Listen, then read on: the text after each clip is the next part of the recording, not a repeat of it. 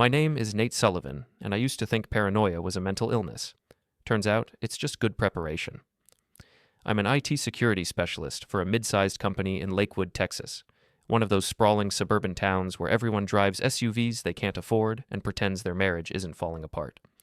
I spend my days protecting corporate networks from hackers, which is ironic considering I never saw the biggest security breach happening right in my own home. The first sign something was wrong came on a Tuesday in March. I'd left work early with a migraine, the kind that makes you want to drill a hole in your skull for relief. When I pulled into our driveway at 2:30 p.m. instead of my usual 6 p.m., I noticed a silver BMW parked across the street. Nothing unusual about that, except I'd never seen it before, and in suburbia, you notice every car. I walked through our front door, and immediately something felt off. The house had that weird energy you get when someone's been there, like the air itself was guilty. There was a faint cologne smell that definitely wasn't mine. I use Old Spice. This was something expensive and douchey. "Tara?" I called out. No answer. I found a wine glass in the sink. Red wine. Tara hates red wine, gives her headaches.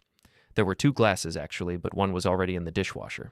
The lipstick stain on the rim wasn't Tara's usual pink. It was deep red. When Tara came home an hour later, she seemed nervous, jumpy.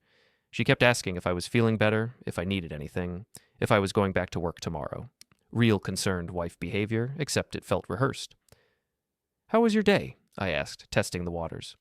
"Oh, boring. Showed 3 houses, did some paperwork. The Morrison listing is being difficult." She was a real estate agent. Always had some story about difficult clients or demanding sellers. "Anyone interesting come by the office?" She paused, just a fraction too long. "Just the usual. Why?" "No reason. Just making conversation." That night at dinner, our 14-year-old daughter Ella made an offhand comment that hit like a sledgehammer. "Mom, you should tell Dad about getting security cameras. He's always worrying about break-ins anyway." Tara's fork clattered against her plate. "Cameras? Why would we need cameras?" "You said last week that Mrs. Henderson got robbed during the day. Said we should probably get some protection since Dad's always paranoid about someone breaking in." I looked at Tara. She was staring at her food like it might explode. "You know what?" I said slowly. "That's not a bad idea. Maybe I should look into some security cameras. That's probably overkill, don't you think?" Tara's voice was tight. "I mean, this is a safe neighborhood." "Safe neighborhoods get robbed too. Besides, it's just peace of mind." That weekend, I drove to Best Buy and bought a complete home security system. 4 cameras, front door, back door, living room, and one covering the driveway. All wireless, all streaming to cloud storage, all completely invisible unless you knew where to look. I told Tara it was for home security and that I'd gotten a good deal. She seemed relieved that I was finally doing something about my paranoia instead of just worrying about it. "Just don't put any in the bedroom or bathroom," she said. "I don't want to feel like I'm being watched in my own home." "Of course not," I agreed. "Just the common areas and outside." What I didn't mention was that our bedroom door was clearly visible from the living room camera, and our bed was partially visible when the door was open. Technical oversight, you might say. I installed everything on Sunday while Tara was at an open house. The cameras were tiny, discreet, and virtually undetectable. The beauty of modern technology. Big Brother fits in your pocket. Monday morning, I left for work at my usual time, 7:30 a.m. I kissed Tara goodbye, told her I loved her, and drove off like any other day. Except this time, I had 4 sets of digital eyes watching my house. The first day's footage was boring. Tara left at 9:01 a.m., came back at lunch, left again, came home at 5 p.m. Normal day for a real estate agent. Tuesday was different. At 9:45 a.m., 15 minutes after I left for work, a silver BMW pulled into our driveway. The same BMW I'd seen parked across the street the week before. A man got out, tall, athletic, wearing an expensive-looking suit. He walked straight to our front door like he owned the place. Tara answered immediately. She was wearing a red silk robe I'd never seen before. They kissed, not a friendly peck, a full, passionate, "I've been waiting for you" kiss. They disappeared into the house. The living room camera caught them heading toward the hallway, toward our bedroom. He left at 11:30 a.m. Tara spent 20 minutes cleaning up, changing clothes, and spraying air freshener. Wednesday, different car, different man. This one was younger, muscular, wearing gym clothes. Same routine, kiss at the door, disappearance down the hallway, clean up afterward. Thursday, the BMW guy again. This time they didn't even make it to the bedroom. The living room couch got some action while I was sitting in meetings, discussing network security protocols. Friday. A red pickup truck. Older guy, probably in his 50s, gray hair, wedding ring, he brought flowers. By the end of the week, I had enough footage to start my own adult entertainment website. My wife was running a more efficient operation than most professional services. Different men, different times, but always the same routine. Arrive after I leave before I come home. I sat in my garage that Friday night, laptop open, watching my marriage dissolve in high-definition video. Tara was inside making dinner, humming some tune, acting like the perfect wife. The smart move would have been to confront her immediately. Take the evidence, call a lawyer, file for divorce. Clean and simple. But I'm not smart. I'm thorough. And I wanted to know exactly how deep this rabbit hole went. The BMW guy was easy to identify. License plate lookup through a buddy who works for the DMV gave me a name, Chad Morrison. 32 years old, works in finance, lives in a luxury condo complex 20 minutes away. Married to a woman named Ava Morrison. Morrison. As in, the Morrison listing Tara was always complaining about. I started paying attention to Tara's stories. Every difficult client had a name that matched one of my video stars. Every late showing corresponded to afternoon visits. Every networking event was scheduled for evenings when she'd come home smelling like cologne and satisfaction. The gym guy was Daryl something. I couldn't get his full name, but he worked at Flex Fitness, the place where Tara had suddenly started going for yoga classes. The older guy with the pickup truck was trickier, but I eventually figured out he was Frank Delacroix, a contractor who'd supposedly given us a quote for bathroom renovation 6 months ago. Apparently, he was still measuring things.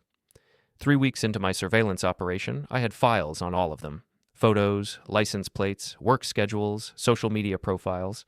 I knew Chad's favorite coffee shop, Daryl's workout schedule, and Frank's wife's name, Patricia, in case you're wondering. But the real revelation came when I started following the money. Our joint checking account showed regular withdrawals I'd never noticed before. 50 here, 100 there, sometimes 200. All ATM withdrawals, all during times when Tara was supposedly showing houses. When I cross-referenced the withdrawal times with my video footage, the pattern became clear. She was paying them. My wife wasn't just cheating, she was running a small business. The discovery that really broke my brain came on a Wednesday evening. Tara was in the shower, and I decided to check her phone. She'd gotten sloppy with her password, our anniversary date, which would have been romantic if she wasn't using it to coordinate her extracurricular activities. Her text messages read like a scheduling app for adultery. Chad, Thursday, 10 a.m., bring the thing we discussed. D, can't do Friday, husband suspicious, maybe Monday. Frank, usual time Tuesday, back door. But the messages with someone named M were different. M, how's the plan going? Tara, perfect, he has no idea, found 3 more. M, be careful, don't get greedy. Tara, relax, he's clueless, always has been. M, what about the cameras he mentioned? Tara, fake, just him being paranoid again. I checked, no cameras. M, who the hell was M? I scrolled up through months of messages. M had been advising Tara on everything, which men to target, how to avoid suspicion, even how to handle our finances. This wasn't just cheating, it was a conspiracy. The next morning, I called in sick to work. I needed to know who M was, and I had a feeling I wouldn't like the answer. I followed Tara when she left the house at 9 a.m. Instead of going to her real estate office, she drove to a coffee shop in the next town over. She sat at a corner table, checking her phone every few seconds. At 9:30, someone joined her, someone I recognized immediately. Melanie Vasquez, Tara's best friend since college, my daughter's godmother, the woman who'd been to every birthday party, every holiday dinner, every major event in our lives for the past 15 years. They sat close together, talking in hushed tones. Melanie handed Tara an envelope. Tara counted what looked like cash and slipped it into her purse. I took photos from my car, zoomed in as much as possible. When they hugged goodbye, Melanie whispered something in Tara's ear that made my wife laugh. A cold, calculating laugh I'd never heard before. That afternoon, I did some research on Melanie. Turns out she'd been having financial problems. Her husband, Rick, had been laid off 6 months ago, and they were behind on their mortgage. But somehow, she was driving a new car and wearing expensive clothes. The pieces started fitting together like a jigsaw puzzle designed by Satan himself. Melanie wasn't just advising Tara, she was managing her, taking a cut of the profits. My wife's adultery wasn't a midlife crisis, it was a business partnership. That evening, I sat across from Tara at dinner, watching her cut her chicken and ask Ella about school, and I realized I was living with a complete stranger. Everything I thought I knew about my wife was a lie. Everything I thought I knew about our life was fiction. "How was work today?" she asked, like she actually cared. Interesting, I said. We're upgrading our surveillance systems. Amazing what technology can capture these days. She paused, fork halfway to her mouth. Surveillance? Digital cameras, motion sensors, cloud storage, you can monitor everything remotely, store footage for months. Really impressive stuff. That sounds invasive. Only if you have something to hide. She laughed, but it sounded forced. Good thing I'm an open book. Yeah, I agreed. Good thing. That night, after Tara fell asleep, I sat in my home office planning my next move. I had enough evidence to destroy her in divorce court, but that felt too simple, too clean. She'd been playing games with my life for months, maybe years. She'd turned our home into a brothel, our marriage into a business transaction, and our family into a cover story. If she wanted to play games, I was ready for the championship round. But first, I needed to know exactly how many players were on the field. The next phase of my investigation required going deeper than I was comfortable with, but comfort was a luxury I could no longer afford. I needed to understand the full scope of Tara's operation. I started by installing tracking software on her phone. Not proud of it, but desperate times call for desperate measures. The app was invisible, designed for parents to monitor their kids, but it worked perfectly for monitoring lying spouses. Within a week, I had a complete map of Tara's activities. She wasn't just servicing 3 guys. She was running a rotation of 7 different men. Chad and Frank were regulars, but there were others. A lawyer named Steve, a doctor called Marcus, a construction foreman named Tony, and 2 guys whose names I couldn't pin down but whose faces I knew from my camera footage. The scheduling was sophisticated. Melanie had created a system that maximized profits while minimizing risk. Different men on different days, never overlapping, always during my work hours. They'd even factored in my lunch breaks and early departures. But the real shock came when I tracked Tara's phone to an address I recognized, 847 Maple Street, Mike Thompson's house. Mike had been my best friend since high school. He was the best man at my wedding, Ella's unofficial uncle, the guy I called when I needed help moving furniture or wanted to grab a beer and complain about work. His wife Linda had died of cancer 2 years ago, and I'd been trying to help him through the grief. Apparently Tara had been helping him too. I sat in my car across from Mike's house, watching my wife's car in his driveway, and felt something inside me break. It wasn't just the betrayal.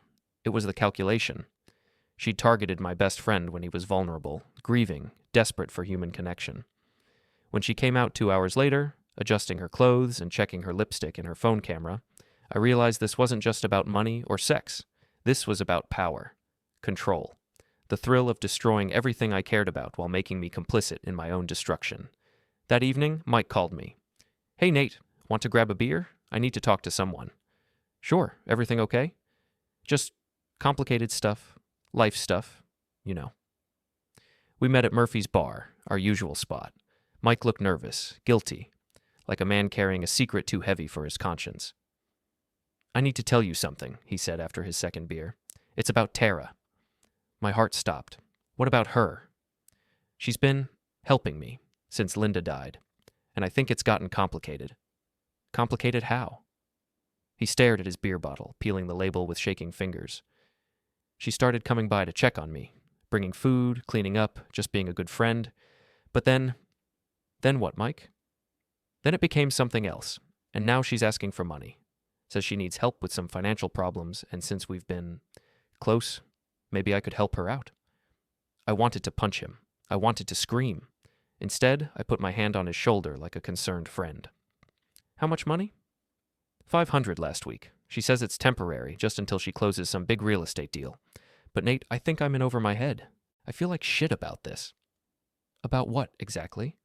"About sleeping with your wife." There it was, out in the open. My best friend had just confessed to fucking my wife and paying her for the privilege. "Mike," I said carefully, "how long has this been going on?" 3 months, maybe 4. I know it's wrong, but I've been so lonely since Linda died, and Tara said you two were having problems, that you were basically separated but staying together for Ella." Another lie, another manipulation. Tara had weaponized Mike's grief to turn him against me. She said I was basically separated? "Yeah. Said you were sleeping in separate bedrooms, barely talking, just going through the motions. She said you'd probably be relieved if you knew she was moving on." I finished my beer and stood up. "Mike, I need you to do something for me." "Anything, man. I feel terrible about this." "Next time she asks for money, give it to her. But I want you to record the conversation." "Record it? Why?" Because my wife is running a scam, and you're not the only victim. Trust me on this. I left Mike sitting at the bar, probably wondering what the hell just happened. I drove home in a rage so pure it felt like religious experience. Tara was in the living room, watching some reality show about housewives. She looked up when I came in. "How's Mike doing? You said he wanted to talk?" "He's fine, just lonely." "Poor guy, I should make him a casserole or something. Bring it by tomorrow." "That's thoughtful of you." "I try to take care of the people we love." I went to my office and pulled up the camera footage from that afternoon. There was my wife, walking up to Mike's front door with a confident swagger. There was Mike, letting her in with the desperate eagerness of a man who'd forgotten what human touch felt like. I fast-forwarded to when she left. She paused at her car to count a stack of cash before driving away.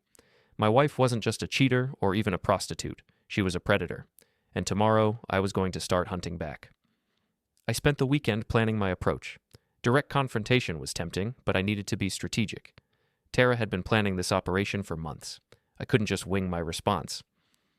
Monday morning, I kissed her goodbye and left for work as usual. But instead of going to the office, I parked 3 blocks away and walked back to watch the house.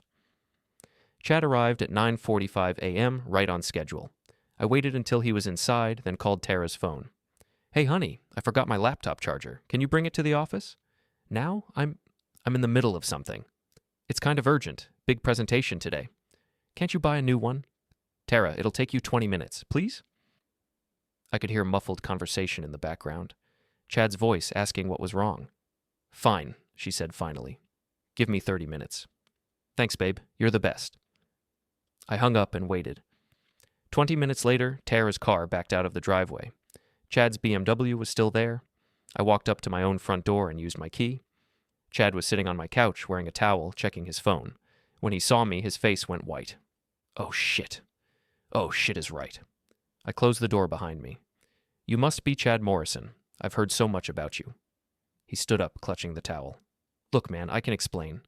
"Please do. I'm fascinated." "Tara said you guys were separated. She said you had an arrangement." "An arrangement? Like what kind of arrangement?"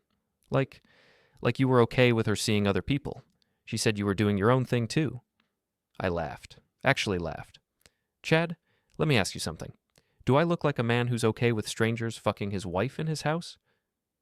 I don't know. She said a lot of things, didn't she? Did she mention that you're paying her?" His face went from white to red. It's not like that." "What's it like then?"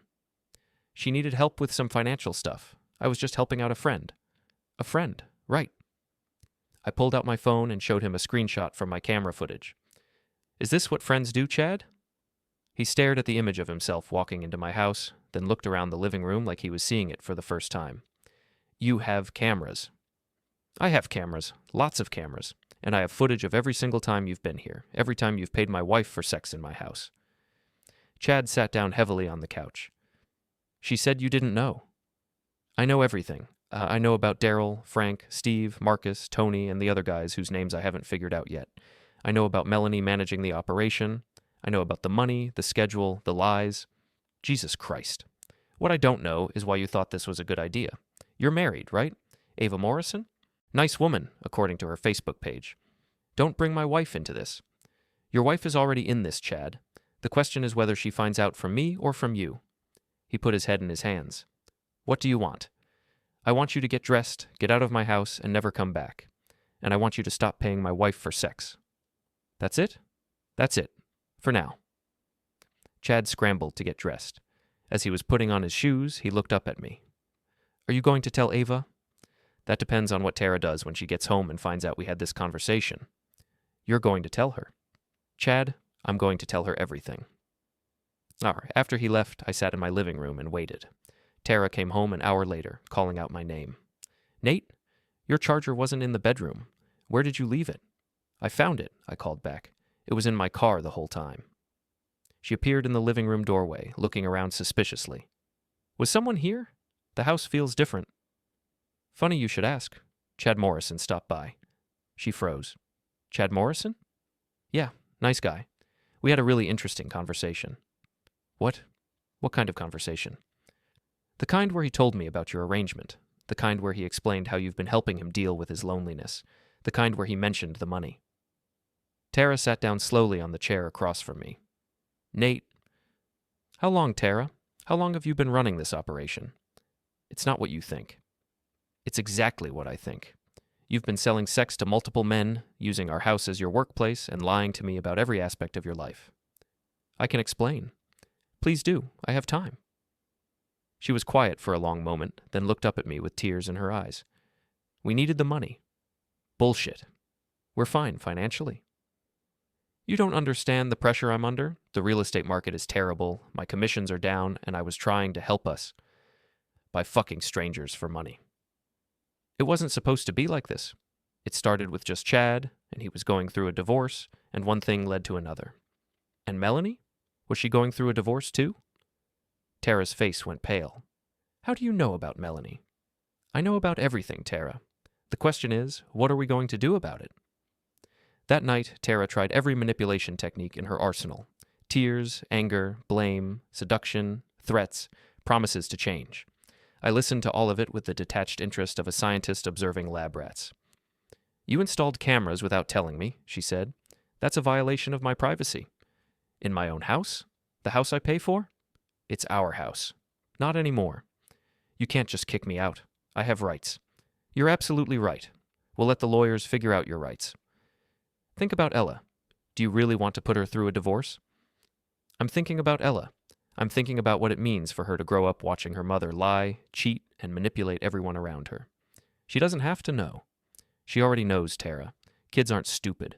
She's been covering for you, making excuses, helping you maintain your alibis. You've turned our daughter into an accomplice. That hit home. Tara started crying again, but this time it seemed real. I never meant for it to go this far. How far did you mean for it to go? I don't know. I was unhappy, and Chad made me feel attractive again, and when he offered to help with money, it seemed harmless. And the other 6 guys, were they harmless too? It just evolved. With Melanie's help. Melanie was trying to help me. Her family is struggling financially, and she thought if I could make some extra money. She was taking a cut, wasn't she? Tara nodded miserably. How much? 20%. Jesus Christ, Tara. You were paying your best friend to pimp you out. Don't say it like that. How should I say it? How should I describe what you've been doing in our bed while I was at work? She didn't have an answer for that. The next morning, I called my lawyer. Janet Drummond was a shark in a business suit, recommended by a colleague who'd gone through a nasty divorce the year before. How much evidence do you have? She asked after I explained the situation. Hours of video footage, financial records, text messages, witness statements. Witness statements? One of the men involved is ready to testify. He thought we were separated. This is a strong case, Mr. Sullivan. Very strong. In Texas, adultery affects property division and spousal support. With this much evidence, you'll likely get everything you're asking for. I want full custody of my daughter, and I want Tara out of the house. Based on what you've told me, that's very achievable. But I have to ask, are you sure you want to go nuclear? Sometimes it's better to negotiate quietly. She turned my house into a brothel and my best friend into a client. I'm past quiet negotiations. Understood. I'll start drafting papers today. That afternoon, I had a different conversation with Mike. I met him at his house this time. I need you to cut off contact with Tara, I told him. I already did. After our conversation the other night, I realized how messed up this whole thing was. Good. But I need more than that. I need you to make a statement about what happened. A statement? Like legal? Like sworn testimony for the divorce proceedings. Mike looked sick. Nate, I'm sorry. I know I fucked up. I was grieving and lonely and stupid, but I never meant to hurt you. I know, and I forgive you, but I need your help to make sure this doesn't happen to anyone else. What do you mean? Mike, you weren't the only one. She's been doing this to multiple men, taking their money, exploiting their loneliness or problems. She needs to be stopped. Jesus, how many others? At least 6 that I know of. Maybe more. Mike sat down heavily on his couch. I feel like such an idiot.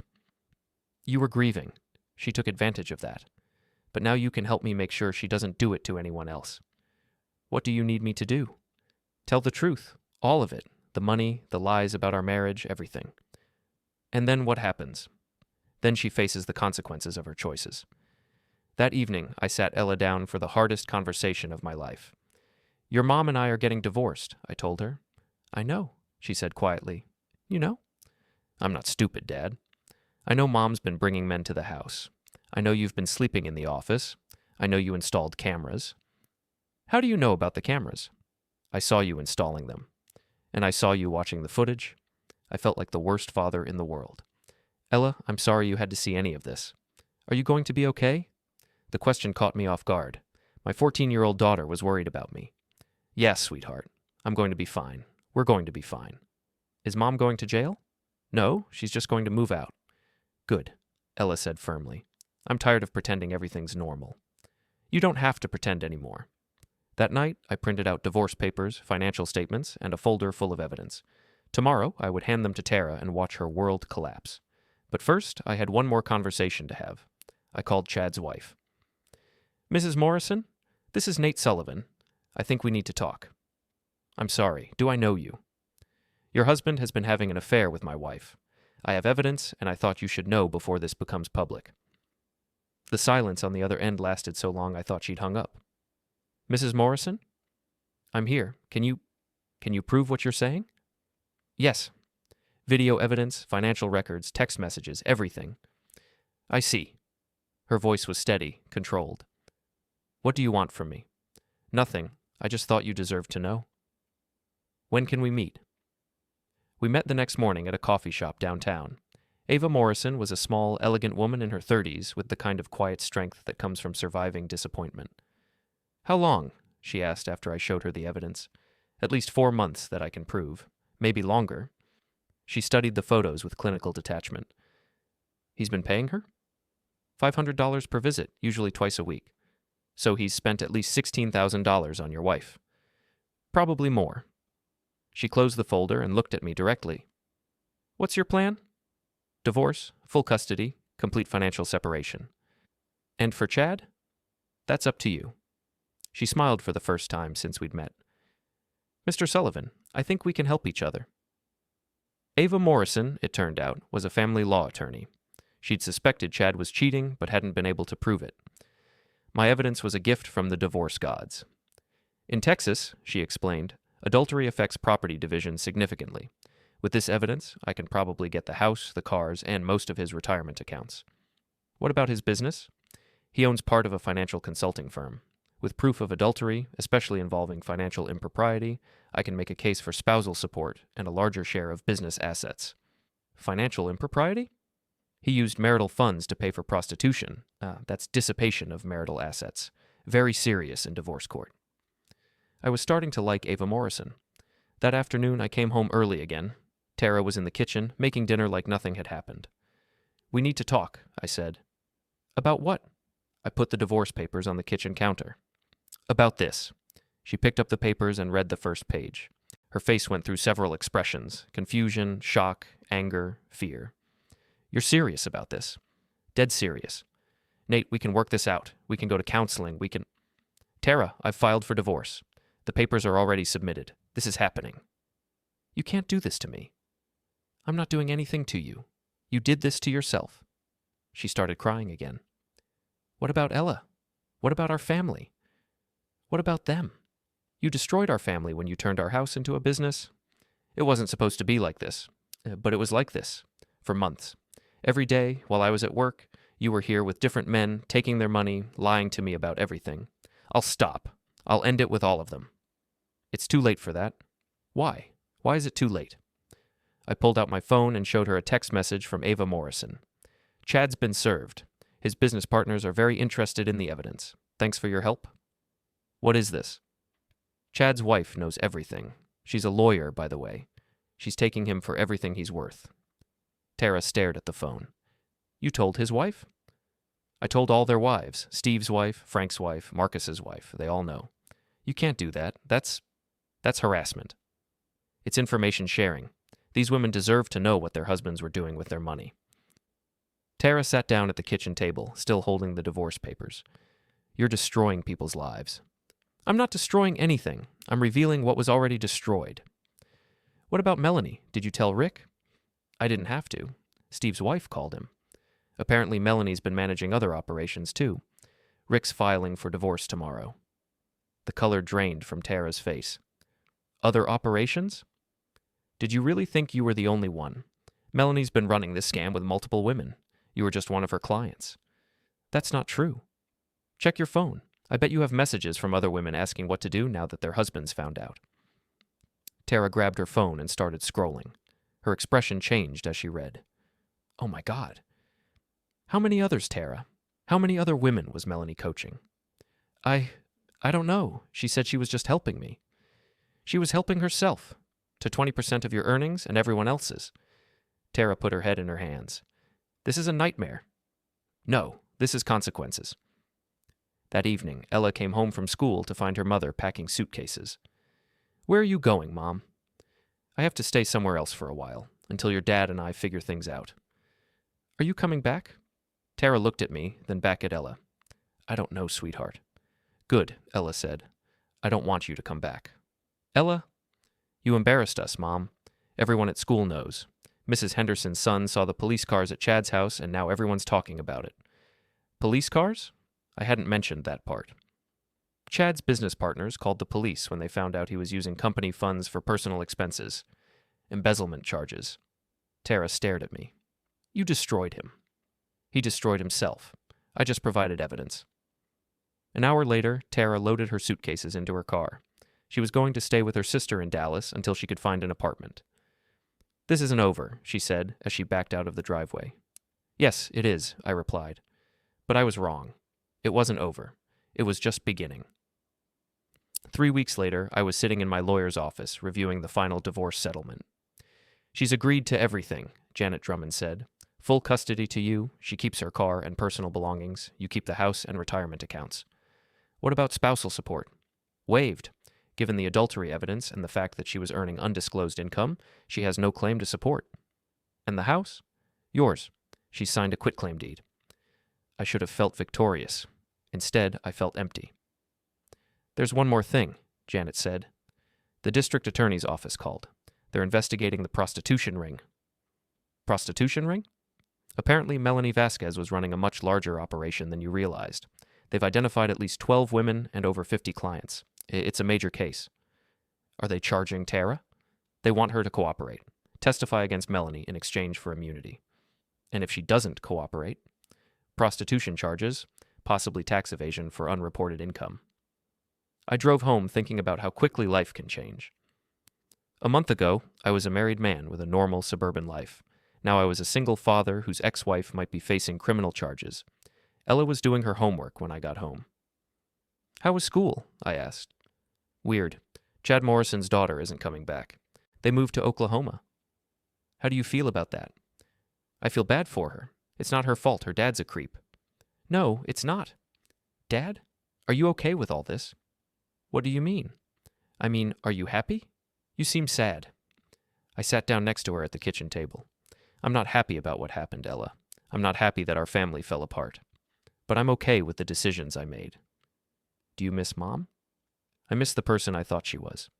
Yeah, me too. That weekend, Mike came over to help me install new locks on all the doors. We worked in comfortable silence for a while before he brought up what we were both thinking about. Have you heard from her? He asked. Tara? No. You? She called me yesterday.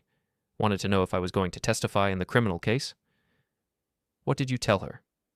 I told her I was going to tell the truth. Good. She said I was ruining her life. She ruined her own life, Mike. We're just cleaning up the mess. Do you ever wonder what would have happened if you hadn't installed those cameras? I thought about it. She would have kept doing it until someone else caught her, or until she got bored and moved on to something else. You think she would have left you eventually? I think she left me a long time ago. I just didn't know it. The criminal trial started 2 months later. Melanie Vasquez was charged with running a prostitution ring, money laundering, and tax evasion. The local news covered it extensively, calling it the suburban sex scandal that rocked the community. Tara testified for the prosecution, detailing how Melanie had recruited her and other women, managed their schedules, and taken a percentage of their earnings. In exchange for her cooperation, she received probation and community service. Chad Morrison pled guilty to embezzlement and received 2 years in prison. His wife got the house, the cars, and his share of the business. She sent me a thank you card. Frank Delacroix's wife divorced him and took half his construction company. Steve the lawyer was disbarred. Marcus the doctor lost his medical license. Tony the foreman was fired. Daryl the gym trainer moved back in with his parents. The ripple effects spread through our community for months. Marriages ended, businesses closed, families relocated. The scandal became a cautionary tale about the secrets people keep and the prices they pay when those secrets come to light. 6 months after it all started, I was finally ready to move on with my life. I was sitting in my backyard, watching Ella practice soccer kicks against the fence when my phone buzzed. A text message from an unknown number. "This is Ava Morrison. Would you like to have dinner sometime?" I looked at the message for a long time before responding. "I'd like that very much." Ella kicked the ball particularly hard, and it bounced off the fence with a satisfying thud. "Nice shot," I called out. "Thanks, Dad. I've been practicing." "I can tell. Dad, are you going to start dating?" "Maybe. How would you feel about that?" "I think it would be good for you. You've been sad for a long time." "I haven't been sad. I've been processing." "Same thing." I laughed. "When did you get so wise?" "I've always been wise. You just started listening." That evening, after Ella went to bed, I sat in my home office and looked at the computer where I'd first watched the footage that changed everything. The cameras were still there, still recording, but now they were just security cameras. Nothing more. I thought about Tara, probably lying in bed in her small apartment across town, wondering how her life had gone so wrong so fast. I thought about all the men who'd paid her for sex, now dealing with the consequences of their choices. I thought about their wives, their children, their families. But mostly, I thought about the future. I'd been angry for so long that I'd forgotten what it felt like to hope for something better. Now, for the first time in months, I was looking forward instead of backward. My phone buzzed again. Another text from Ava. "How about Saturday? There's a new Italian place downtown." I typed back, "Saturday sounds perfect." Then I turned off the computer, turned off the lights, and went upstairs to check on my daughter. She was sleeping peacefully, surrounded by soccer trophies and homework assignments and all the normal debris of a 14-year-old's life. I stood in her doorway for a moment, listening to her breathe, grateful that despite everything that had happened, she was okay. We were okay. Tomorrow would bring new challenges, new possibilities, new chances to make better choices than the ones that had brought us to this point. But tonight, for the first time in a long time, I was at peace. My wife had panicked when she discovered the cameras. She'd asked how long they'd been there, and I'd told her, "A week." 10 minutes later, she'd tried to delete the footage, and I'd laughed, telling her I'd already sent copies to Chad's wife. She'd thought she was safe, thought she was clever, thought she could keep her secrets forever. She was wrong about all of it. And now, finally, we were all free.